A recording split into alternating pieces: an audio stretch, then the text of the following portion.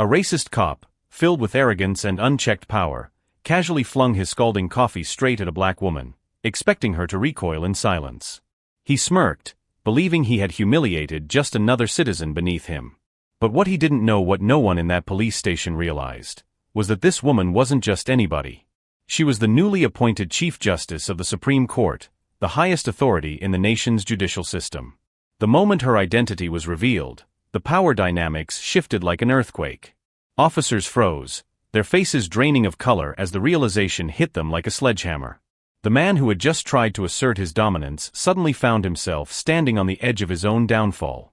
What followed was an explosive chain of events that would shake the entire department, dragging years of corruption into the light. This isn't just a story about racism, it's about justice, power, and what happens when those who believe they are untouchable are finally held accountable. Stay tuned as this shocking confrontation unravels, exposing secrets, betrayal, and a courtroom reckoning like no other. Subscribe now and hit the like button so you don't miss a single moment of this groundbreaking story. The air inside the precinct was thick with the usual mix of exhaustion and authority, officers moving about with an air of routine confidence. At the center of it all sat Officer Craig Dunham, a veteran officer with a reputation for being both arrogant and untouchable. His uniform was crisp, his demeanor exuded superiority, and in his hand was his signature cup of coffee, strong, steaming, and untouched.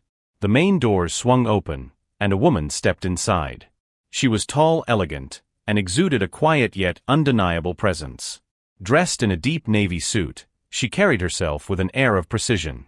She moved with measured steps toward the reception desk, her dark brown eyes scanning the room. She wasn't here to make a scene. Not yet.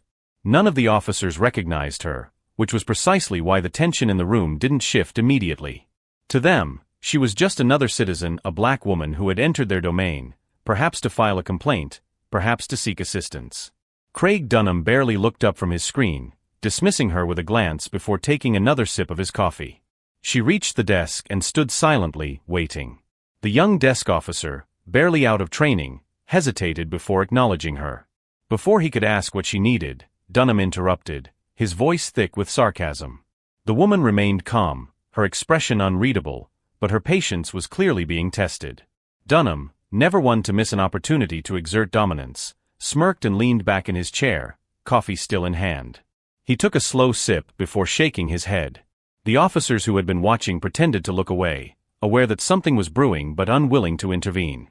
It was an unspoken rule: no one challenged Dunham, at least not openly.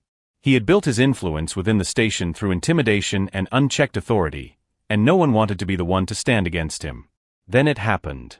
As Dunham made another snide remark, his hand moved carelessly, knocking the cup forward.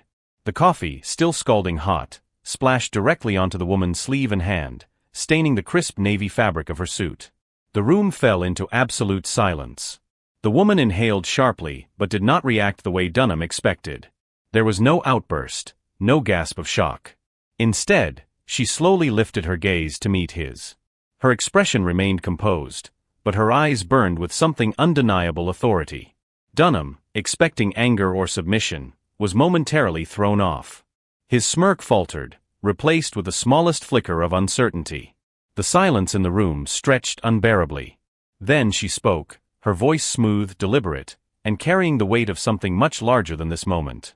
The officers around the room shifted, sensing something was amiss. The woman took a slow step forward, ignoring the coffee dripping from her sleeve. Dunham, recovering from his brief moment of doubt, crossed his arms and let out a short laugh, masking his unease with bravado. Before he could say another word, the main doors swung open again. A man in a sharp black suit entered, his steps purposeful, his expression unreadable. The badge clipped to his belt gleamed under the station lights, and the moment his eyes locked onto the woman, his posture stiffened in recognition. The room, already tense, became suffocating with unspoken realization. The officers who had been watching from a distance straightened, exchanging uncertain glances. The new arrival, a federal agent, as it turned out, strode directly toward them, his presence cutting through the atmosphere like a blade. He stopped in front of the woman, nodding once before turning to Dunham, who now looked visibly uncomfortable. He spoke clearly, his tone laced with incredulity. The words landed like a thunderclap. The young desk officer's mouth fell slightly open. Several officers who had remained passive suddenly became acutely aware of their surroundings, realizing the gravity of what had just occurred. Dunham, for the first time in his career, was speechless. He had heard the name before, seen it in the news, but never expected to come face to face with the newly appointed Chief Justice of the United States Supreme Court. The woman, still maintaining her composure, wiped the remaining coffee from her hand with a napkin handed to her by the young officer. She exhaled softly before turning her gaze back to Dunham, now looking paler than before. The tension in the room was no longer just about a spilled drink. It was about power, real power. The kind that didn't rely on cheap intimidation or small displays of dominance. The kind that could dismantle an entire institution if wielded correctly. The weight of the moment settled over the station like a storm cloud. Dunham, still reeling from the revelation, took a step back, realizing for the first time in his career that he had just made the biggest mistake of his life. The tension inside the police station was palpable. The air was thick with unspoken words and suppressed hostility. Officer Bradley Reynolds leaned against the front desk, arms crossed, his smirk barely concealing his disdain. He had gotten away with things like this before, humiliating civilians, asserting his authority with impunity. He thought this would be no different. The woman he had disrespected at the cafe was nothing more than an inconvenience in his eyes. He had no idea what storm was about to unfold. Inside the holding room, Chief Judge Olivia Carter sat calmly, her presence filling the small space with an undeniable aura of authority.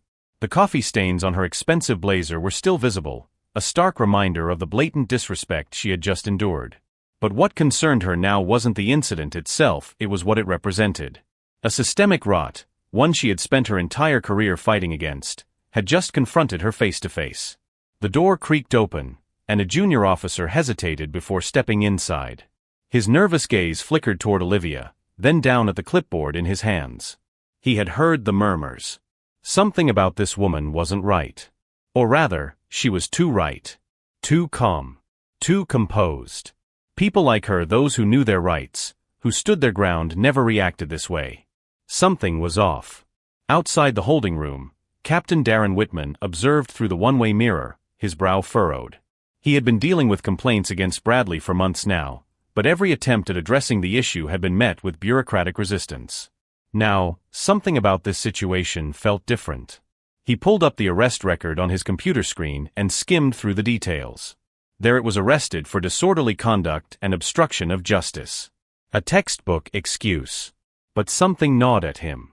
Why did Bradley even bother bringing her in for such a minor incident? Officer Reynolds strolled into Whitman's office, his usual air of arrogance in full display. He dropped a file on the captain's desk and leaned back against the chair. "Just another case of someone not knowing when to back down," he said, his voice laced with condescension. She thought she could mouth off and walk away. Whitman didn't respond immediately. He continued reading through the details, his fingers drumming lightly against the desk. Then, his eyes locked onto a particular line. The woman's name. His stomach twisted. No. This couldn't be real. His pulse quickened as he clicked open another window and pulled up a background check. As the image loaded, his breath caught in his throat. Chief Justice Olivia Carter. The highest-ranking judicial figure in the country. The very woman whose rulings had shaped federal law for over a decade. The woman who could dismantle an entire department with a single statement. And she was sitting in his holding cell. A cold sweat broke out on his forehead. If this got out, if this made the news, their entire department would be under federal scrutiny. His grip tightened on the armrest of his chair as he turned his gaze back to Reynolds, who was still lounging like he had the upper hand. "Bradley," Whitman said slowly, forcing himself to maintain composure, "do you have any idea who you just arrested?" Reynolds scoffed. "Some entitled lawyer." Whitman exhaled sharply through his nose. "You idiot. That entitled lawyer is the Chief Justice of the Supreme Court." The smirk vanished from Reynolds' face. For the first time in years, fear flickered in his eyes. Before he could react, a sudden commotion erupted outside the office. Officers were murmuring among themselves, their eyes darting toward the entrance. Whitman turned just as the station doors swung open. A team of U.S. Marshals stormed in, their suits crisp, their expressions unreadable. Behind them, an unmistakable figure followed, a high-ranking DOJ official, his presence demanding attention. The room fell into a stunned silence. Whitman rose from his seat as the official approached. "Captain Whitman," he said coolly, "I believe you have someone in custody that you shouldn't." Reynolds paled. The official handed Whitman a signed federal order. "Effective immediately, Chief Justice Carter is to be released, and an internal review will be conducted regarding the circumstances of her arrest. Any obstruction will be met with federal charges." Whitman didn't hesitate. He knew this was far beyond his pay grade. "Yes, sir," he said before turning to Reynolds. "Go get her. Now." Reynolds bolted from the room, his confidence in tatters. Inside the holding cell, Olivia Carter remained seated, watching as the door swung open. Reynolds stood there, his entire demeanor transformed. Gone was the arrogance, the smugness. What remained was the ghost of a man who realized his career had just collapsed beneath him. "Ma'am," he stammered, "you're free to go." Olivia rose with deliberate grace, adjusting her blazer as she stepped forward. She paused, staring him down, her gaze piercing through him like a blade. Then, without a word, she walked past him, leaving him frozen in place. As she exited the station, the U.S. Marshals escorted her through the hushed crowd of officers. No one dared to speak. They all knew they had witnessed something that would alter the course of their careers. Outside, the press had already begun gathering. Cameras flashed. Reporters shouted questions. Olivia Carter stopped at the top of the station steps, turning to face them. Then, with measured authority, she spoke. "Today, I experienced firsthand what so many Americans have suffered in silence. But unlike them, I have the power to fight back. And I intend to use it." The ripple effect of those words would shake the nation to its core. The tension inside the station thickened with each passing hour. The fallout from the coffee incident had spiraled into something far beyond what Officer Greg Sullivan had anticipated. His usual smirk, the arrogant tilt of his chin that had always kept others in check, was now gone. The weight of an unknown force pressing against him was undeniable.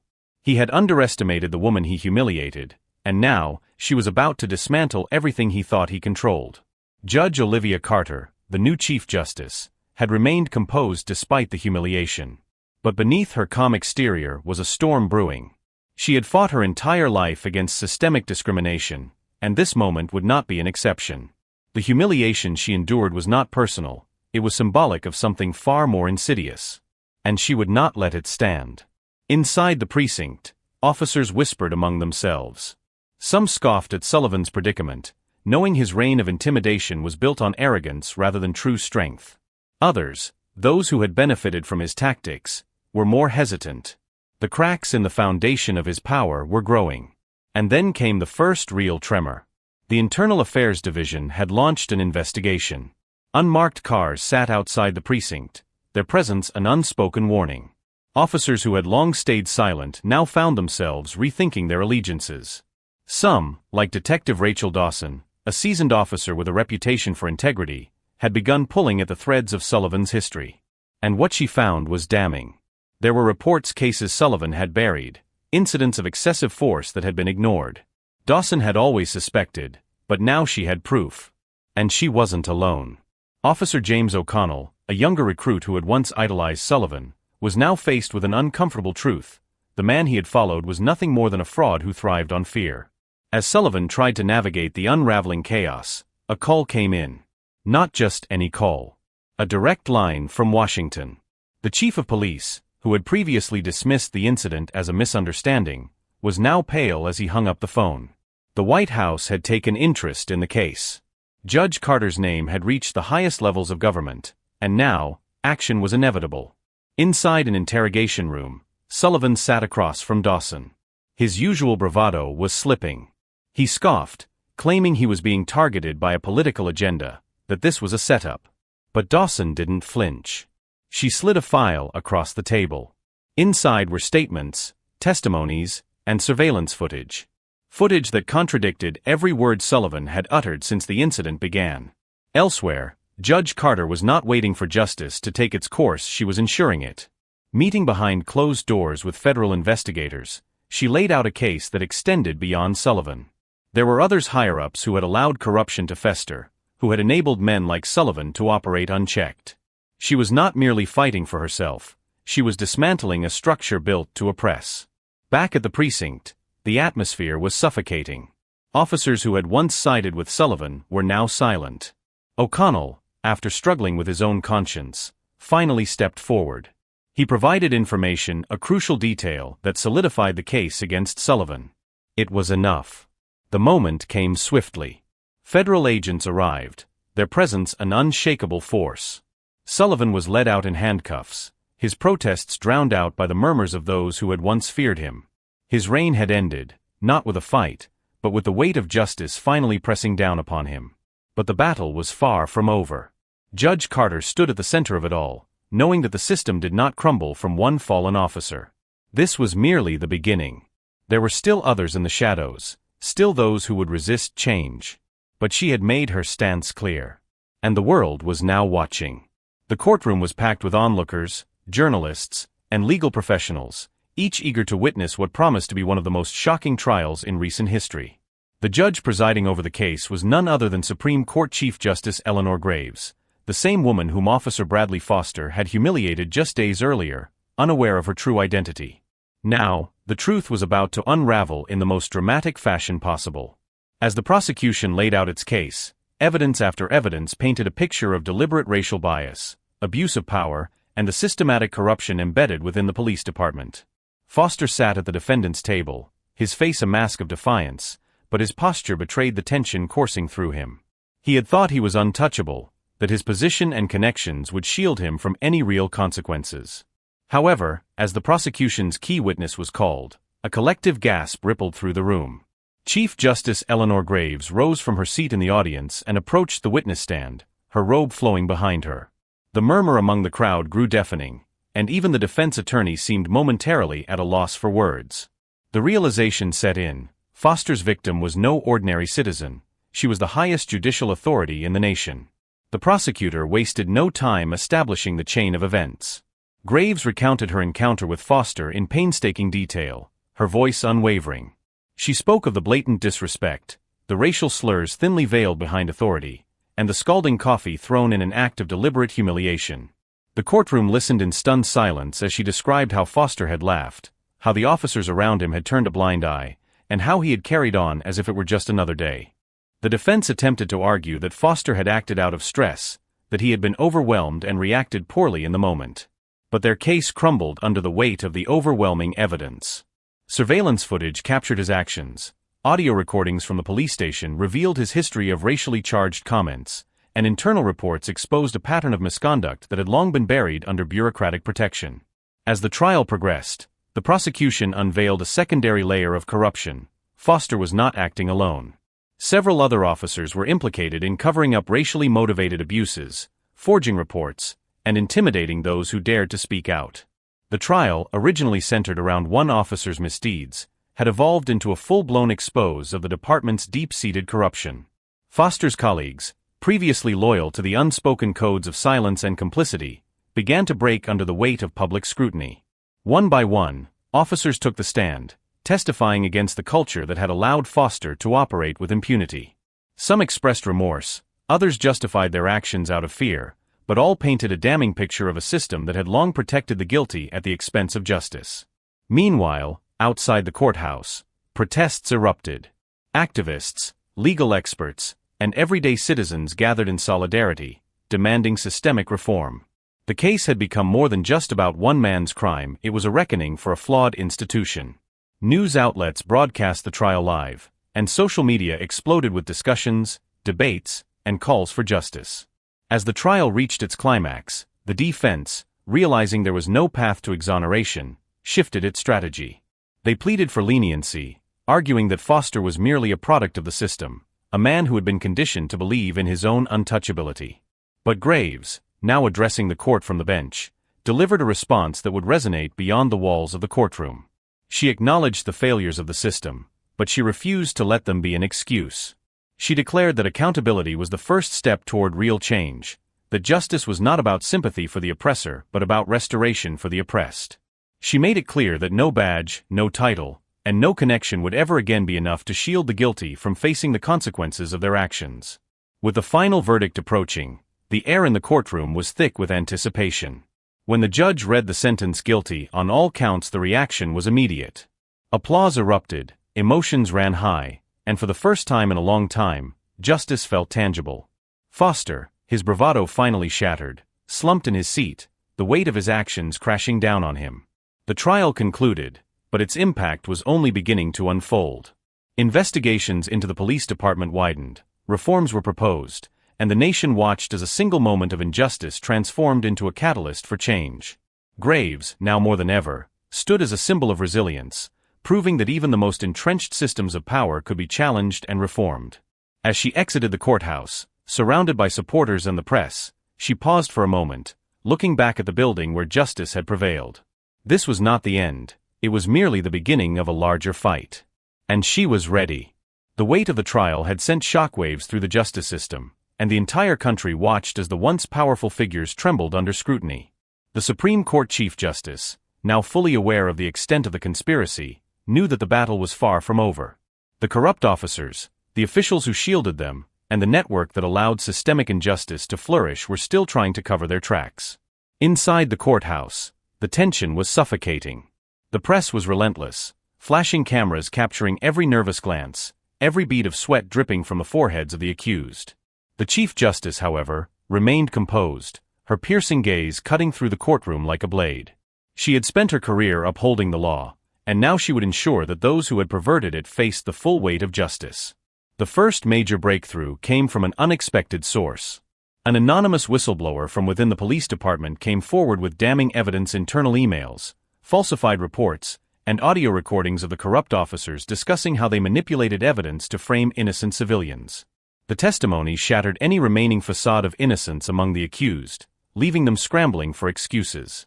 Detective James Monroe, once a loyal member of the force, had secretly documented everything. For years, he had felt uneasy about the actions of his superiors, but had been too afraid to speak up. Now, with the Chief Justice leading the charge, he found the courage to step forward. His testimony outlined the inner workings of the corrupt network, detailing how evidence was planted, how innocent people were coerced into false confessions, and how high-ranking officials ensured that their crimes remained buried. The revelation was a tidal wave, sweeping away any remaining doubts about the guilt of those on trial. As the trial progressed, the defense grew increasingly desperate. They tried to paint the Chief Justice as biased, claiming that she had orchestrated a vendetta against law enforcement. But the overwhelming evidence dismantled every argument they put forward. The prosecution called in forensic experts, data analysts, and even former victims who had been wrongfully convicted. Each testimony added another nail to the coffin of the corrupt officers and their allies. Behind closed doors, the panic among the corrupt officials was palpable. Some of them attempted to cut deals, offering information in exchange for leniency. But the Chief Justice was unyielding. Justice would be served, and no one would escape accountability. The once powerful figures who had dictated the fate of so many now found themselves at the mercy of the very system they had manipulated. Meanwhile, public outrage intensified. Protests erupted across the country, with citizens demanding widespread reform in law enforcement and the judicial system. The Chief Justice, understanding the gravity of the moment, called for a complete overhaul of policing practices, independent oversight committees, and stricter regulations to prevent further corruption.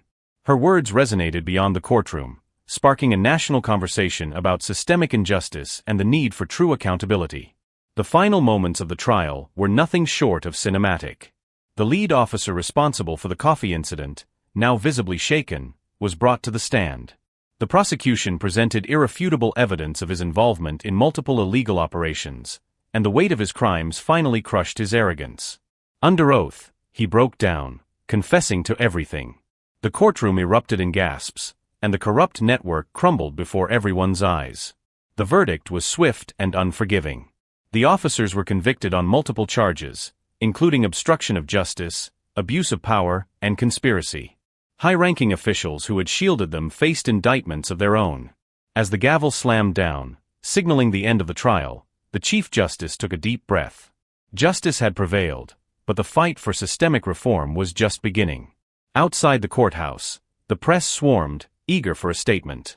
The Chief Justice stepped forward, her expression unwavering. She spoke not just about the case but about the broader implications, about the responsibility of those in power to uphold the law rather than abuse it. Her words echoed through the streets, igniting a movement that would change the course of history. The reckoning had come, and the system would never be the same again. The courtroom buzzed with tense anticipation as the doors swung open. The air felt electric, charged with the weight of impending justice. The gallery was packed with reporters, legal analysts, and everyday citizens who had followed the case with bated breath. Some were eager for retribution, others for vindication, but no one was indifferent. At the center of it all stood Judge Olivia Carter, her presence commanding, her expression unreadable. The prosecution laid out its final arguments, systematically dismantling the defense's feeble attempts to twist reality. Every falsified report, every attempt to suppress evidence, every move made to manipulate the system had been laid bare. The web of deceit spun by the corrupt officers had been unraveled, thread by thread, until nothing remained but the naked truth. Outside, protests raged, split between those demanding accountability and those desperately clinging to a past built on prejudice. The police union had thrown its weight behind the accused, citing procedural loyalty, but the tide was shifting. Public perception had turned, and no amount of manufactured outrage could bury the facts any longer. Inside the courtroom, the defense's last-ditch effort to discredit Olivia Carter crumbled. They had underestimated her resilience, assuming she would buckle under pressure. But she remained steadfast, delivering blow after calculated blow, her voice steady, her demeanor unshaken. The jury, having spent weeks absorbing the damning evidence, delivered its verdict without hesitation. Guilty. On all counts. The officers who had once wielded their badges like weapons of oppression now stood shackled, their futures as bleak as those they had sought to destroy. The silence that followed was deafening, broken only by the sound of gavel meeting wood. Judge Carter rose, her gaze sweeping over the room. The weight of justice had prevailed, but the fight was far from over. This was merely the beginning of a greater reckoning. The system had been wounded, but not yet purged. There would be appeals, political maneuvering, and whispered deals in back rooms, but today, in this moment, truth had won. As the defendants were led away, the air inside the courtroom shifted. It was subtle but undeniable, a crack in the foundation of injustice. And Olivia Carter, the woman they had so brazenly underestimated, stood at the center of it all, unyielding and resolute. She knew this was just the first battle, but she was ready for war. Justice wasn't merely served. It was reforged. The tension crackled in the air as the courtroom filled with reporters, officials, and onlookers, all eager to witness the culmination of weeks of scandal, accusations, and revelations. At the center of it all sat the newly appointed Chief Justice, the woman whom the racist officer had humiliated without realizing the immense power she wielded. She was no longer just a victim of police misconduct. She was the symbol of an entire system's reckoning. The prosecution was ready. The defense, scrambling. The officers involved in the conspiracy sat rigidly at the defendant's table, their expressions oscillating between smug defiance and quiet panic. The moment the judge entered the courtroom, the murmur died down, replaced by the weighty silence of anticipation. The lead prosecutor wasted no time laying out the case, presenting irrefutable evidence, security footage, forged reports, testimonies from fellow officers who had come forward after realizing the gravity of the situation. Each piece of evidence was like a hammer striking against the already crumbling facade of innocence the defendants tried to maintain. The racist officer, the one who had thrown the coffee and later orchestrated the false charges, kept shifting in his seat. His lawyer leaned in, whispering frantic instructions, but the inevitable had already begun. Witness after witness took the stand, painting a picture of deep-rooted corruption, of a culture that enabled prejudice and unchecked abuse of power. A former officer, now a whistleblower, delivered a testimony that stunned the courtroom. He spoke of secret meetings, of orders given to target specific individuals, of fabricated charges used to justify brutal arrests. The gasps from the audience confirmed what many had suspected but never had the evidence to prove. The defense fought back, attempting to discredit the prosecution's witnesses, to poke holes in their stories. They argued that the Chief Justice had a vendetta, that this was all a carefully orchestrated political move to bring down the police department. But every argument was met with counter-arguments backed by solid proof. Emails leaked. Phone conversations recorded. A web of deceit unraveled, and at its center sat the men who had abused their authority. Then came the moment everyone had been waiting for. The Chief Justice took the stand. The racist officer, now realizing the full extent of his mistake, avoided looking at her. The arrogance he had worn like armor had been stripped away, leaving behind a man trapped by his own actions. She spoke calmly, her voice unwavering. She recounted the night of her wrongful arrest, of the way she had been treated not as a respected member of the judiciary but as a second-class citizen. She described the fear, not for herself, but for those without her resources, those who faced this kind of injustice daily without the power to fight back. Her words held the courtroom captive. Even those who had initially been skeptical of her claims now saw the undeniable truth. She wasn't here for revenge, she was here for justice. The defense attempted to rattle her, questioning her motives, trying to twist her words. But she was unshaken. Every question was met with a precise, unwavering answer that reinforced her credibility and the undeniable corruption within the police force. The jury deliberated for only a few hours before returning with a verdict guilty. The officers involved were convicted on multiple counts, from falsifying evidence to abuse of power. The sentence was swift and severe, a clear message that the system would no longer protect those who used it to oppress. As the officers were led away in handcuffs, the Chief Justice remained composed. She had won not just for herself but for every person who had been silenced, for every victim who had never gotten their day in court. Outside, reporters swarmed, eager for a statement. But she simply walked past them, her presence alone making the statement that needed to be made.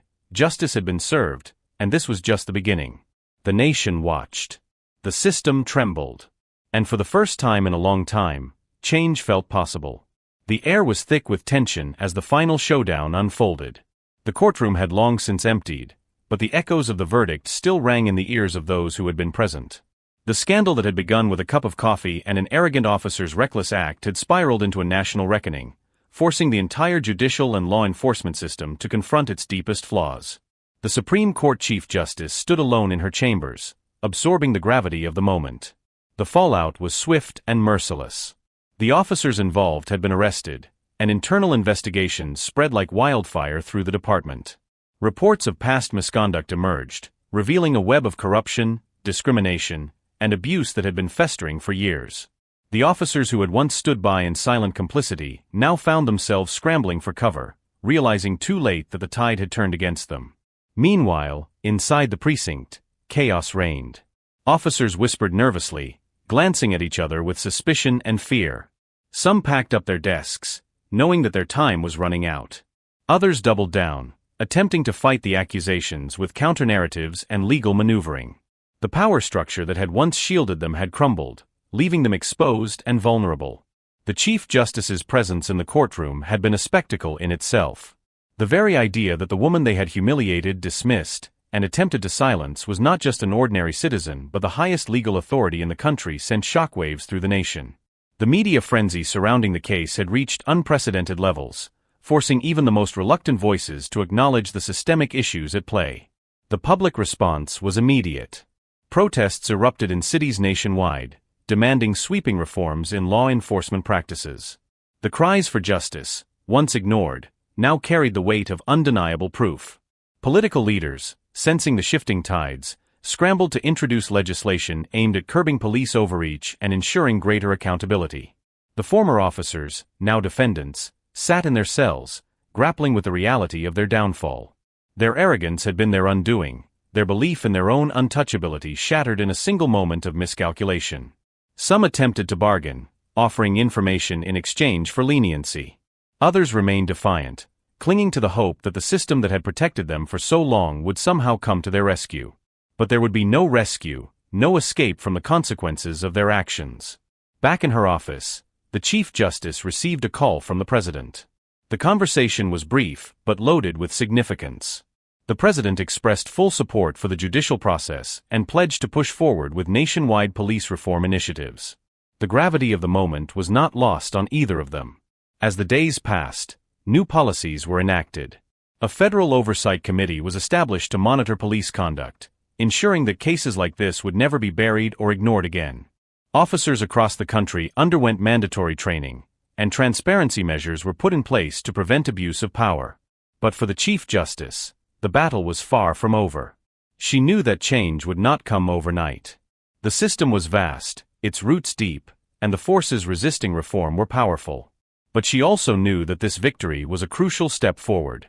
In the final scene, she walked down the steps of the courthouse, past a crowd of reporters shouting questions. She did not stop, did not waver. She had delivered justice, but there was still work to be done. With each step, she carried the weight of responsibility and the determination to see it through. Justice had prevailed, but the fight for true equality was just beginning. The weight of the trial had shifted the balance of power, but the battle was far from over. The courtroom had been the stage for an exposure of corruption so deep-rooted that it shook the very foundations of the system. The racist officers who had once wielded unchecked authority now sat in the shadows, waiting for the hammer of justice to fall. But outside the courtroom, a different war was being fought, one in the backrooms of power, where alliances were being tested, and desperate men clung to whatever influence they had left. The city was alive with tension. Every media outlet ran with the story, dissecting every moment of the trial, every lie that had been uncovered. The police department was in disarray, with multiple resignations pouring in as officers scrambled to distance themselves from the scandal. Within the department, a quiet but unmistakable division had formed, those who stood for justice and those who sought to protect their own at any cost. The disgraced officers, led by their former commander, refused to go down without a fight. Behind closed doors, they met in secret, whispering of retaliation, of ways to discredit the FBI director. They had underestimated her once, and now their only hope was to undermine her before her reforms took full effect. They had allies in places the public couldn't see, men in high offices who had profited off the same corruption now being exposed. Meanwhile, the FBI director remained unshaken. She knew this fight would not end with a simple conviction. She had seen how corruption, like a virus, adapted and found new ways to survive. That was why she had prepared for this moment. Every move the former officers made, every desperate attempt to claw their way back into relevance, had been anticipated. At the heart of the resistance was a key witness, a former officer who had once stood with the corrupt but had chosen to turn against them. His testimony had been the final nail in their coffin, but it had also made him a target. The threats against him had escalated in the days following the trial. A break-in at his home. His car vandalized. A mysterious car tailing him wherever he went. He knew they were trying to silence him before he could testify in the upcoming appeals. The FBI had assigned protection to him, but even they knew that the only way to end this was to dismantle the remnants of the corrupt network completely. That meant going after not just the officers who had been caught, but also those who had facilitated their power from behind the scenes. A meeting was called in a secure location. The FBI director sat at the head of the table, surrounded by a team of high-ranking officials, prosecutors, and trusted officers. The evidence they had gathered pointed to a larger conspiracy that stretched beyond just the police department. It included city officials, businessmen, and even a few within the judicial system. They had enough to launch a major operation, one that would see multiple high-profile arrests. The director knew that if they acted now, they could cut the head off the snake before it had a chance to regroup. The decision was made. Warrants would be issued that night. A task force was assembled, ready to move at a moment's notice. As the operation unfolded, the city was thrust into chaos. News of the arrests spread like wildfire. Those who had thought themselves untouchable were dragged from their offices, their homes, their hiding places. Some went quietly, others fought, but none escaped the inevitable. The streets were filled with protesters, some demanding justice, others decrying what they called a witch hunt. The FBI director stood firm, knowing that this was the only way to ensure that the old ways would not return. As dawn broke, the final piece of the puzzle fell into place. The mastermind behind the corrupt network, a powerful city official who had orchestrated so much of the injustice, was taken into custody. His arrest signaled the true end of the old order. The system had been cracked open, and now, for the first time in years, there was hope for something new. But the FBI director knew this was only the beginning. Corruption didn't just disappear overnight. It lingered in the shadows, waiting for the right moment to resurface. That was why she wouldn't stop. The fight for justice was ongoing, and as long as she was in power, she would ensure that no one, no matter how powerful, was above the law. The final confrontation unfolded with an intensity that no one could have predicted. The courtroom was packed, the air thick with anticipation as the last pieces of evidence were about to be revealed. Judge Cassandra Cole, who had spent the past few months dismantling the corrupt network that had nearly destroyed her, stood at the center of it all. She had been patient, calculated, and relentless.